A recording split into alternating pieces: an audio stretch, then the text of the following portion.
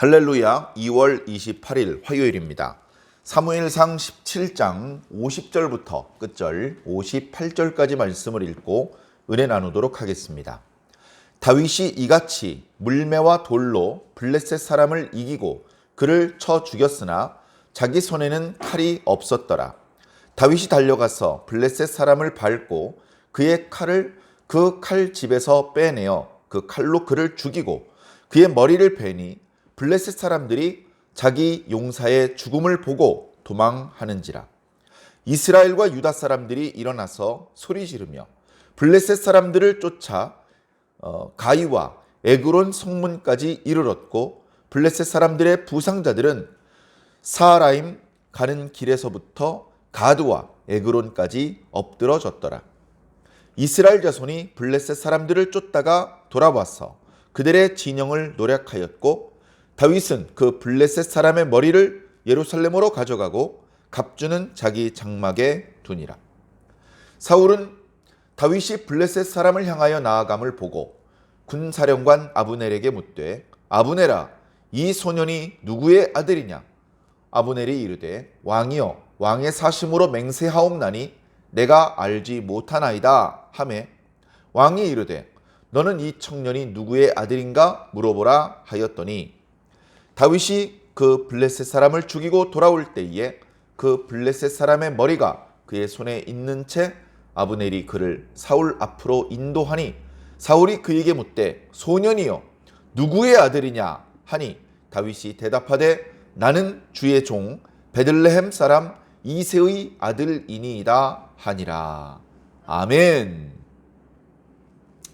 58절까지 17장의 긴 이야기가 이렇게 마무리됩니다. 블레셋과 이스라엘의 전쟁 이야기죠. 시작하는 대목에서는 이스라엘이 상당히 불리하게 시작을 합니다. 예전에는 적들의 숫자가 많았고 또 아군은 숫자도 적은 데다가 이제 적들의 숫자가 많음을 보고 도망하여서 사기도 땅에 떨어져 있고 적들은 강철검을 들고 있는데 이스라엘 사람들은 뭐 이렇게 그냥 농기구나 막대기 들고 나와 있고 여름여러 보라나 이길 수가 없는 전쟁이었는데 그때는 하나님께서 요나단을 용맹하게 만드셔서 요나단이 선봉에 서서 블레셋 진영을 뒤흔들었죠. 심지어 하나님께서 보이게 보이지 않게 도와주셔서 자중질환이 일어나 그들이 칼을 들고 서로 찔러 죽이는 지경에 이르게 되었습니다.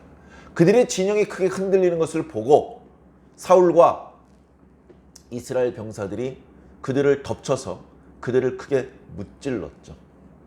사울이 하나님 앞에 망령된 행위로 범죄하였음에도 불구하고 하나님께서는 전쟁에서 승리하게 하셨고 이스라엘을 구원하셨으며 이스라엘 백성들의 생명을 지키셨고 그들의 땅과 재산을 보존할 수 있게 해 주셨습니다.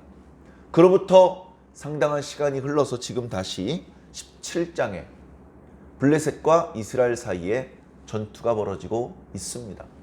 왜 싸웁니까? 뭐 이스라엘이 잘못한 게 있습니까? 잘잘못을 떠나서 좁은 지역에 큰 두 세력이 함께 공존할 수 없는 것이죠. 이스라엘이 조금 먼저 와서 가나안 땅을 차지하기는 했습니다. 먼저 살고 있었던 가나안 족속들을 여호수아 때 또 사사기 시대를 통하여서 물리쳐서 100%라고 말하기에는 하나님 앞에 죄송스럽습니다만 그래도 가나안 땅 대부분을 이스라엘 12지파가 차지하고 살았습니다. 그러나 조금 후에 도착했던 갑돌, 오늘날 말로 크레타 섬에서 이주해 온 블레셋 족속들이 그 세력이 만만치 않았습니다. 사람들도 계속 이주해 와서 숫자가 점점 불어났고 용맹했고 강철검을 가지고 있었습니다. 점점 그들이 처음에 주둔했던 해변가, 뭐 요즘 말로 욥바나 그 주변으로서는 그들의 숫자를 다 감당할 수 없었고 그들의 호전적인 기질은 자연스럽게 가나안 땅에 눈독을 들이게 만들었습니다. 이스라엘 사람들은 가나안을 차지하는 과정에서 꽤 오랜 기간 동안에 전쟁을 치러야 했지만 블레셋 사람들은 그 가나안에 살고 있었던 무슨 뭐 아모리 족속이니 헷 족속이니 그런 족속들과 싸움을 할 필요가 없이 이스라엘 한 족속만 상대를 하면 되는 상황이었습니다. 처음에 엘리 제사장 그리고 사무엘의 시대에는 이스라엘에 왕이 없었지만 이제 왕이 세워졌으니 사실은 오히려 일이 쉬워진 겁니다. 왕에게 항복만 받아내면 모든 이스라엘 백성들은 자연스럽게 자신들의 종이 될 수도 있기 때문에 마지막 한 명까지 쓰러뜨릴 필요가 없죠. 왕과 그의 군대만 굴복시키면 나머지 백성들은 손쉽게 자신들의 종으로 만들 수 있고 그 이스라엘 백성들이 소유하는 모든 물건을 빼앗아갈 수 있으며 그들의 땅을 차지할 수 있는 것이죠. 그러다 보니 이제 블레셋에서 끊임없이 이스라엘을 향해서 공격을 하고 있는 것입니다. 공격을 하는 입장에서는 언제나 방어하는 사람들보다 더 많은 병력을 준비해야 됩니다. 더 많은 무기를 준비해야 됩니다. 그래야 방어하는 자들을 이길 수 있는 것이죠. 이번 전투에서 블레셋 사람들이 자신만만하게 준비했던 무기는 다름 아닌 골리앗이었습니다. 오늘 말씀에는 싸움을 도두는 자다 이렇게 표현을 하고 있는데요. 선봉에 서서 자신의 몸을 상대방에게 보여주는 것만으로도 상대방의 사기를 땅에 떨어뜨릴 수가 있고 1대1 싸움을 걸어서 상대방을 쓰러뜨리면 손쉽게 상대방을 무너뜨리고 밀어붙일 수 있기 때문에 골리앗을 앞세웠습니다. 그리고 그 작전은 처음에는 상당히 성공적이었습니다.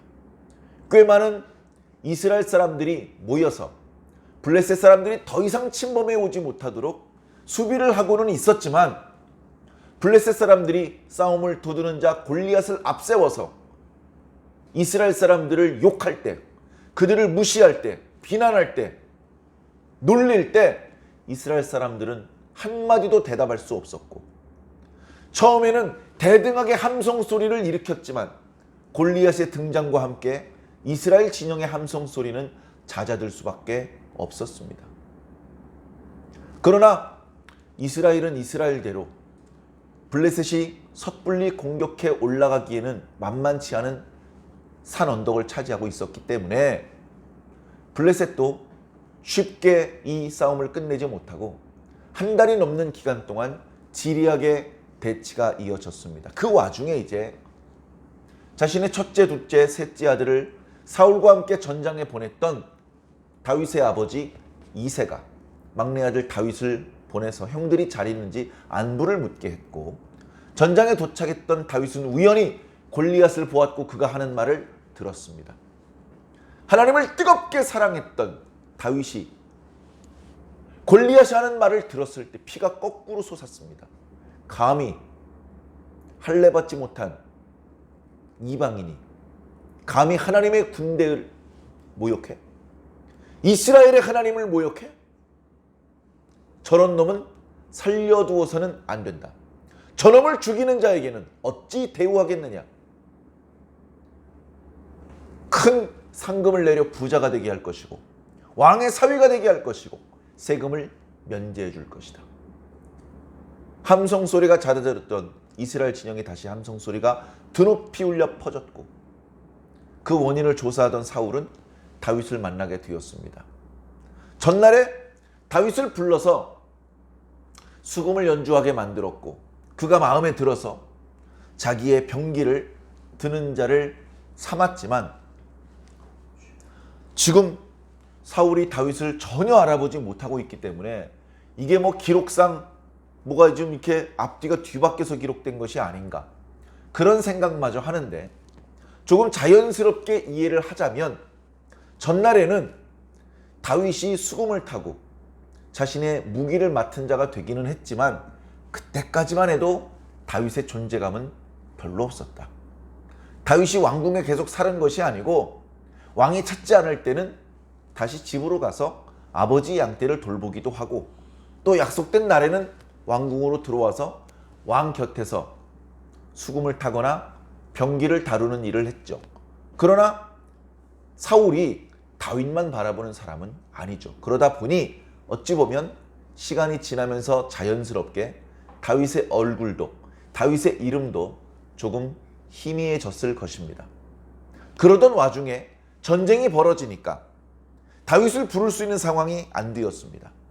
다윗은 다윗대로 형들이 아버지를 돕지 못하고 전장에 나가야 했기 때문에 형들이 돌보던 양떼들까지 자신이 맡아야 하기 때문에 이제 아버지 집에 있었죠.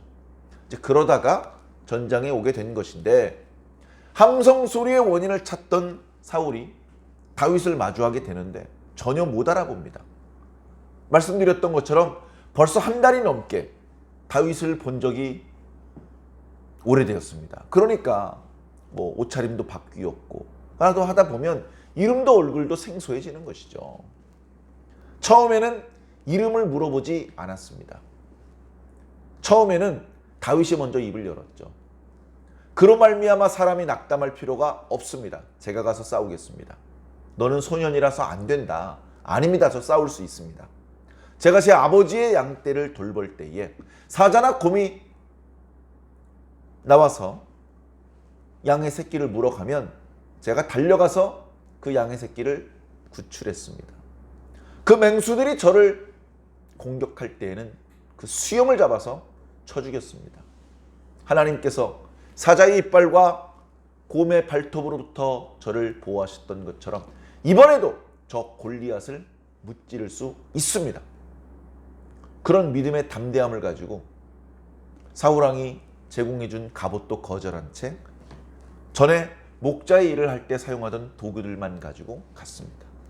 그리고 담대하게 전쟁은 하나님께 속한 것이다. 이스라엘의 하나님께서 계시다는 것을 알게 할 것이다. 너와 네 병사들은 오늘 날짐승들과 들짐승들의 먹이가 될 것이다. 그렇게 얘기를 하고 싸움이 붙었죠. 싸움은 싱겁게 끝났습니다. 골리앗은 여러 차례 말씀드렸던 것처럼 힘은 장사고 키는 거인이었지만 민첩하게 움직일 수 없었습니다. 심지어 무거운 갑옷을 입고 있었기 때문에 자칫 실수로라도 넘어진다면 스스로 일어나기 어려운 치명적인 약점을 가지고 있었습니다. 거기다가 시력마저 좋지 않았습니다. 처음에는 큰 소리 쳤죠. 내가 개냐? 네가 막대기를 들고 나왔냐? 내가 너를 죽여서 새들의 먹이가 되게 하겠다. 큰 소리 쳤지만 그러나 결국은 골리앗이 말한 대로 되지 않았고 다윗이 말한 대로 됐습니다. 모든 것은 다윗이 말한 대로 됐습니다. 골리앗이 쓰러졌습니다. 골리앗이 목을 베었습니다. 그리고 많은 블레셋 사람들이 죽임을 당했습니다. 그들의 살이 날짐승과 들짐승들의 밥이 되었습니다. 전쟁은 사람에게 속한 것이 아니고 하나님께 속한 것이었습니다. 구원은 칼과 창을 통해서 얻는 것이 아니었습니다. 하나님의 이름으로 얻는 것이었습니다. 이스라엘의 만군의 주 하나님 여호와께서 계시다는 것이 만천하에 알려지게 되었습니다. 모든 것은 다윗이 말한 대로 되었습니다. 오늘 말씀 첫 구절에는 이렇게 말하고 있습니다. 다윗이 골리앗을 쓰러뜨렸을 때 돌멩이하고 물맷돌로 쓰러뜨린 거다. 칼도 없이 골리앗을 쓰러뜨렸다. 그걸 얘기하고 있습니다. 아직 죽기 전이었습니다. 이마에 돌이 박혀서 상당히 통증이 있었겠지만 아직은 의식이 있는 상태였습니다. 다윗은 이번에도 민첩하게 용맹하게 쓰러져 있는 골리앗을 향해서 달려갔습니다. 아마도 골리앗이 바둥거리고 일어나려고 했을 것입니다.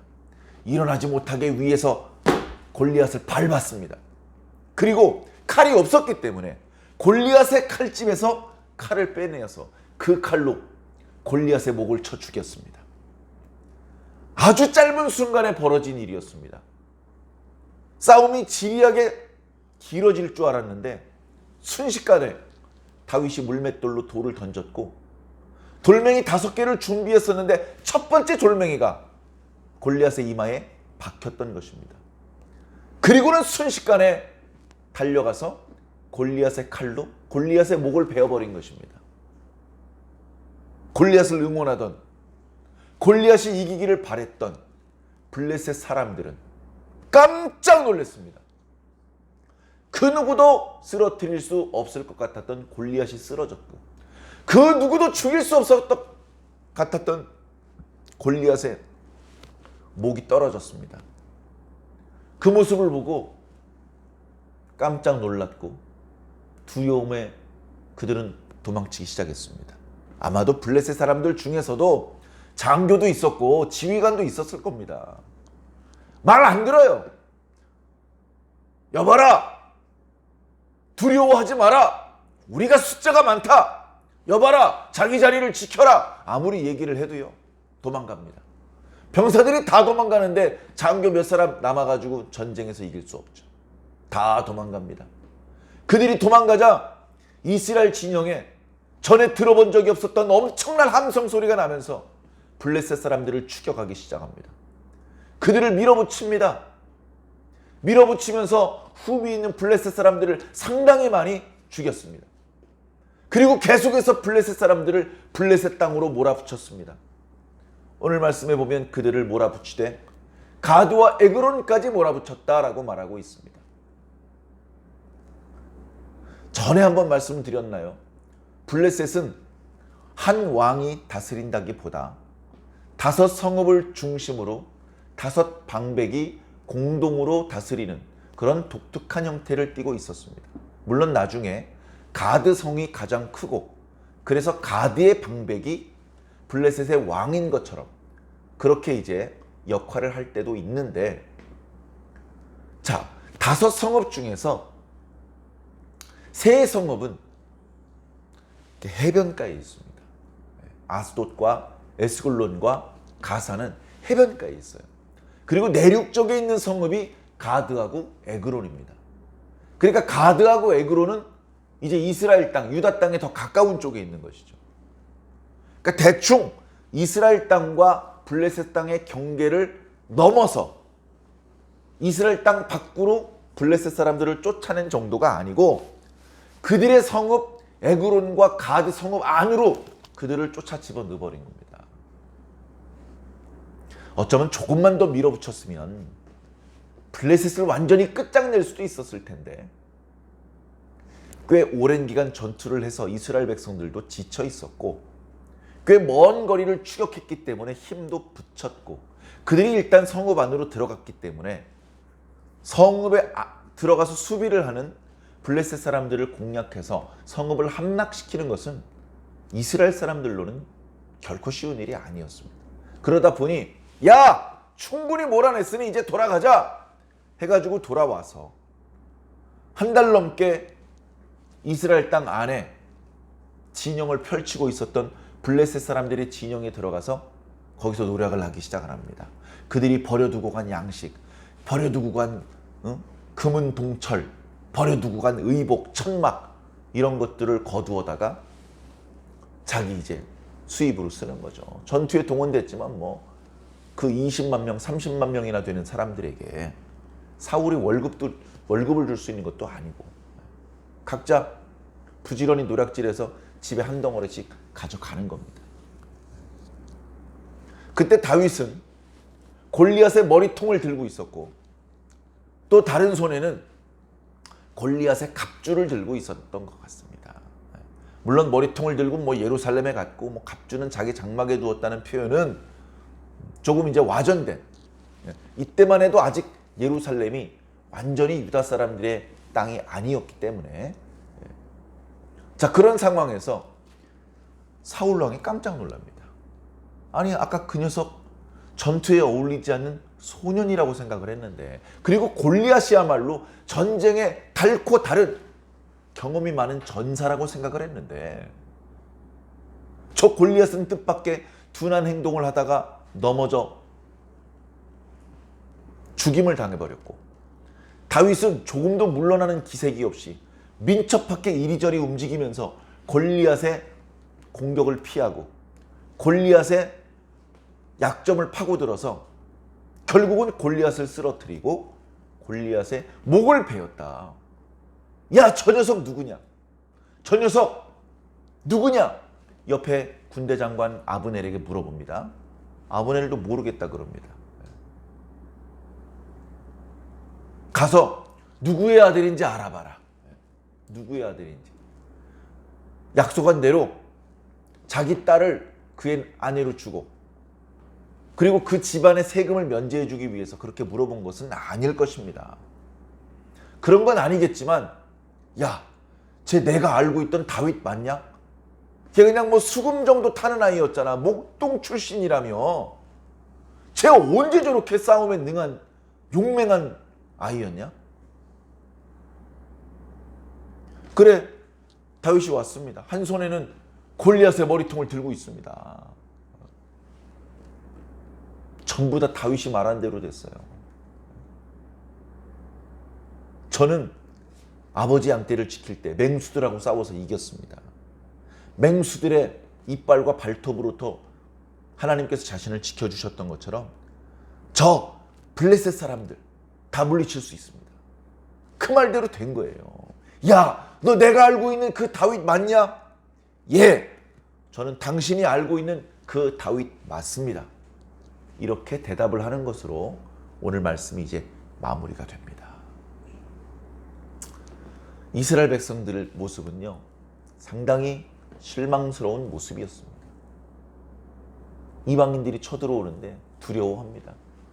자신의 땅을 침범당했는데도 제대로 대응도 못합니다. 골리앗이 나서서 하나님을 향해서 함부로 말하는데도 야단치는 사람도 없습니다. 그것은 다윗보다 나이가 많았던 그의 형 엘리압도 심지어 이스라엘의 왕으로 세워진 사울도 마찬가지였습니다. 자신들과 함께 계시는, 자신들을 도와주시는 하나님을 보지 못하고 골리앗을 보며 두려워 떨었던 것입니다. 골리앗보다 훨씬 더 크신 하나님을 보았다면 두려워하지 않았을 텐데 담대히 달려나가서 골리앗을 쓰러뜨릴 수 있었을 텐데 10대 청소년에 불과했던 다윗도 쓰러뜨릴 수 있는 녀석이라면 오랜 전쟁 경험이 있었던 이스라엘의 여러 용사들은 얼마나 더 쉽게 넘어뜨릴 수 있었겠습니까? 단순히 들고 있는 무기가 후져서 자신의 키가 그보다 작아서 그래서 지는 것이 아닙니다. 사랑하는 성도 여러분, 오늘날 저와 여러분들은 이 말씀을 통해서 어떤 교훈을 받을 수 있겠습니까? 골리앗도 큰 소리 쳤고 다윗도 큰 소리 쳤지만 골리앗의 말은 하나도 이루어지지 않았습니다. 믿음의 영웅이었던 다윗의 말이 이루어졌습니다. 바로 오늘 우리가 믿음의 영웅이 되어야 됩니다. 믿음 없이 영웅이 될 수 없습니다. 돈의 영웅, 지식의 영웅, 인물의 영웅 오래 못 갑니다. 믿음의 영웅, 오직 믿음만이 전능하신 하나님의 지혜와 능력을 끌어당길 수 있습니다. 오늘 저와 여러분들은 어리석습니다. 무능합니다. 그런 저와 여러분들이 낙심하고 실패하지 않을 수 있는 것은 우리와 함께 하고 계신 예수님을 보기 때문입니다. 우리를 지켜주시는 하나님을 보기 때문입니다. 우리와 함께 계시는 성령님을 믿고 느끼기 때문입니다. 그 믿음이 중요합니다. 그 믿음을 가지고 있는 사람이 영웅의 역할을 감당하는 것입니다. 영웅이라고 정해져 있습니까? 나폴레옹이 영웅이고 알렉산더가 영웅입니까? 칭기스칸이 영웅입니까?